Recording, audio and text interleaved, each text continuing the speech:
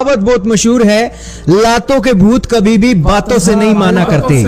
जो व्यक्ति लात खाकर ही मानता है, उसे अगर आप लात नहीं मारोगे तो वो आपको परेशान करता ही रहेगा। और वही कुछ हो रहा है भारत के साथ। भारत ने चीन के साथ कितनी बार मुलाकात करके देख ली, चीन नहीं माना और एक बार फिर से चीन ने भारतीय सीमा के अंदर घुसपैठ कर दी है और 300 से लेकर 600 की संख्या में चीनी सैनिक भारतीय गांव में घुस गए। इस घुसपैठ के बाद भारतीय सेना ने भी मुंह तोड़ जवाब दिया और चीनी सैनिका के जबाड़े अच्छे तरीके से तोड़े हैं भारतीय सैनिकों ने। दोस्तों, 300 से 600 की संख्या में बहुत ज्यादा सैनिक भारतीय सीमा में घुस गए। हालांकि भारतीय सेना की जो संख्या थी कम थी, लेकिन फिर भी भारतीय सेना ने एक बड़े साहस का परीक्षण दिया और उसके बाद चीनी सेना की जो एक घायल होने की संख्या है उनकी भी ज्यादा है। हालांकि भारतीय सेना का कोई जवान शहीद नहीं हुआ है, लेकिन 20 की संख्या में सोल्जरों के घायल होने की खबर है और 6 की संख्या में सोल्जरों को गुवाहाटी लाया गया है ताकि उनका इलाज बेहतर तरीके से किया जा सके। दोस्तों, ये सारी डिटेल्स अभी सामने आई है और ये घटना जो है 9 दिसंबर की बताई जा रही है। कल देर रात, आज से 10 घंटे पहले 12 दिसंबर को ये खबर सामने आई थी और अब सुबह 13 दिसंबर को आज पूरा भारत जान रहा है कि लातों के भूत कभी भी बातों से नहीं माना करते। दोस्तों, ये घटना हुई कहां पर है? सबसे पहले तो गूगल मैप पर नजर डालिए। ये है हमारा प्यारा भारत और ये है चाइना।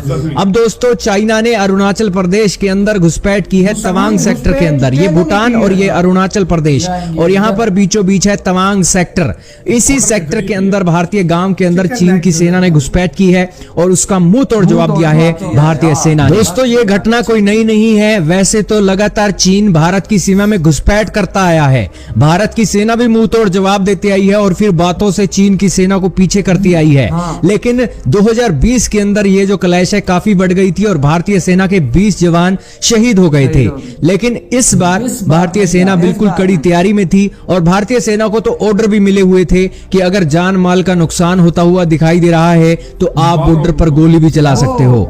शायद यही कारण है कि वो जो ऑर्डर मिले हुए हैं उस कारण से किसी भी सैनिकों की एक शहादत की खबर नहीं आई है और यहाँ पर चीनी सैनिक वापस मुड़ने के लिए मजबूर हुए हैं। हालांकि दोनों तरफ से झड़प हुई, उस झड़प के बाद घायल हुए सैनिक और फिर बातचीत के चलते चीनी सेना वापस मुड़ने के लिए मजबूर हुई।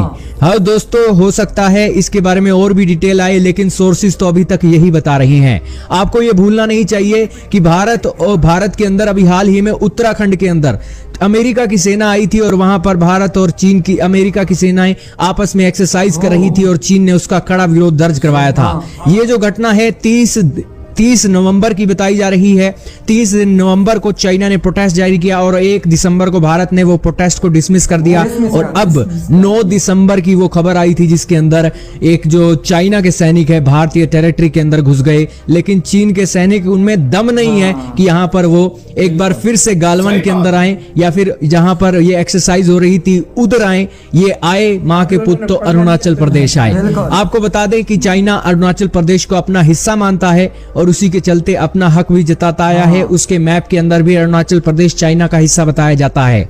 भारतीय सेना के जवान पिछले साल से लगातार अरुणाचल प्रदेश के अंदर अपनी बॉर्डर कनेक्टिविटी और एक्सरसाइज को मजबूत कर चुके हैं। यही कारण है कि वहां पर चीन की सेना भारत की बढ़ती हुई तैयारी को देखकर काफी परेशान है। खैर दोस्तों, चाइना तो लातों का भूत है। जिस दिन चाइना को लात पड़ गई उसके बाद चीन के सैनिक ठिठुरने वाले हैं, टिक कर बैठेंगे, अन्यथा टिक कर बैठने वाले नहीं है। खैर दोस्तों, पाकिस्तान का तो इलाज भारत की सरकार ने दबा कर रखा है। अब इलाज करने का समय आ गया है चाइना का। चाइना बौखला गया है। विदेशी कंपनियां चीन छोड़कर भारत आ रही हैं और इस सिचुएशन में दो हाथ करके भारत के डेवलपमेंट के प्रोजेक्टों को चीन रोकना चाहता है। चीन की आज औकात नहीं है कि भारत के साथ वो युद्ध को अफोर्ड कर सके।